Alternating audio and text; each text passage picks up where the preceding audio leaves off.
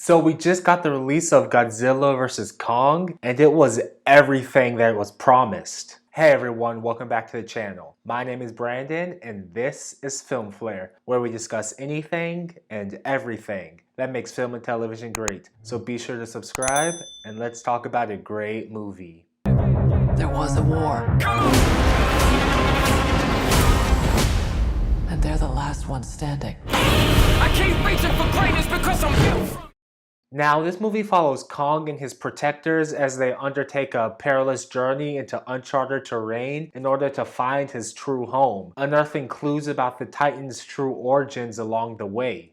But they unexpectedly find themselves in the path of an enraged Godzilla cutting a swath of destruction across the globe as a rising conspiracy threatens to wipe out all Titans from the face of the planet. And the epic clash we get between these two titans is only the beginning of a mystery that lies deep within the core of the Earth.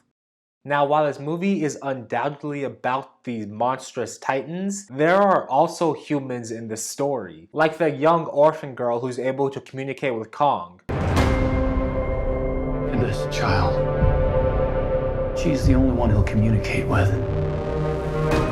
Now, I do wish that she had more to do rather than just essentially be the translator. And then we had Millie Bobby Brown reprising her role as Madison Russell, although she does kind of feel entirely different in this one.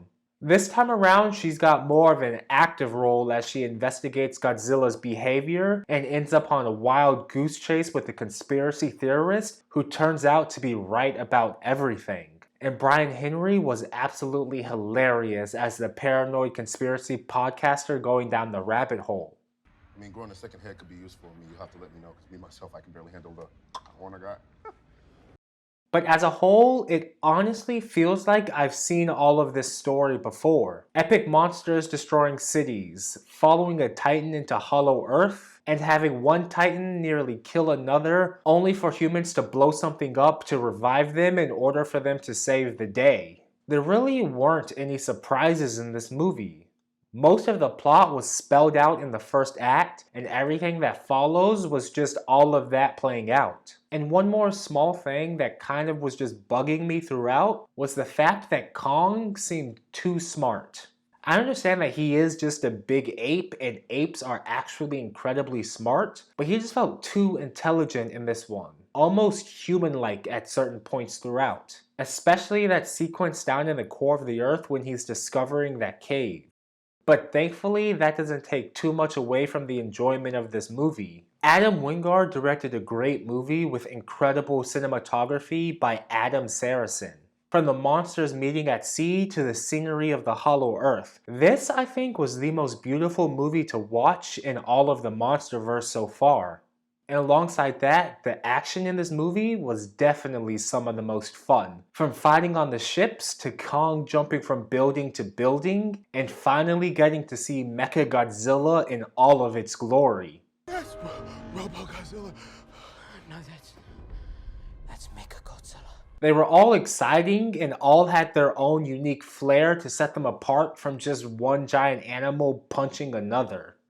And this was the first movie to actually feel like it was part of a bigger, unified monster universe. Now, the previous films have all alluded to this wider shared universe, but have never really connected all of the Titans until King of the Monsters. But even then, at most it felt like there were just a handful of monsters sharing any given story, even when we got to see nearly a dozen of them on screen at the same time.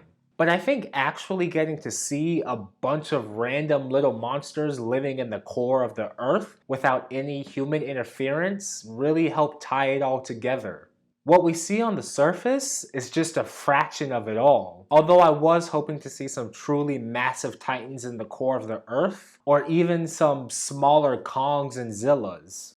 But at the end of the day, we're all here mainly to see giant monsters fight each other, and this movie delivered on that promise. And it even threw in a Mechagodzilla for good measure. It'd be a mistake to really expect too much else from this one. It was a fun movie with amazing action, cool set pieces, a couple of funny moments, and a storyline proving once again that humans really are the true monsters. But what did you guys think of Godzilla vs. Kong? Let me know in the comments below. It's available in theaters now, but before you go and watch it, please do give this a like and subscribe for more reviews like this. We've got new content coming out every week.